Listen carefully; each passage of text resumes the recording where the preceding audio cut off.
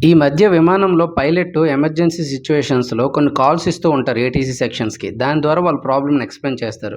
అలా ఎక్కువగా యూజ్ చేసే 5 కాల్స్ ఈరోజు ఎక్స్‌ప్లెయిన్ చేస్తాను. ఫస్ట్‌ది మేడే. ఇది చాలామంది వినే ఉంటారు.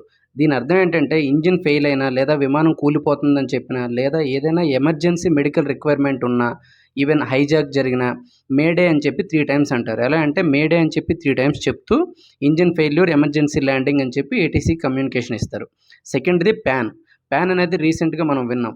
దీని అర్థం ఏంటంటే ఇంజిన్ ఫెయిల్ అవుద్ది. బట్ సేఫ్టీ ఇంజిన్ రన్ అవుతుంటది. లేదా మెడికల్ రిక్వైర్మెంట్ ఉంటది. బట్ ఎమర్జెన్సీ కాదు. ప్రాణాలు పోయే సిచ్యువేషన్ కాదు. లేదా సిగ్నల్ ఇష్యూస్ ఉంటాయి.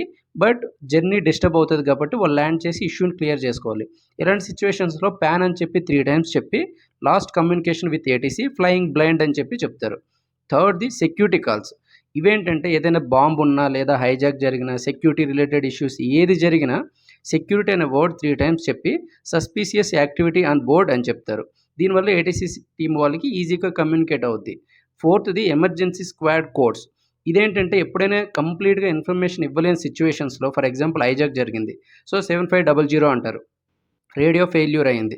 7600 అని చెప్తారు. జనరల్ ఎమర్జెన్సీస్ అయితే 7700 అని చెప్తారు. సో వాళ్ళకి డిఫరెంట్ కోడ్స్ ఉంటాయి. సో ఇన్ఫర్మేషన్ కంప్లీట్‌గా ఇవ్వలేని సిచ్యువేషన్స్‌లో వాళ్ళు కోడ్ ద్వారా కమ్యూనికేషన్ చేస్తారు.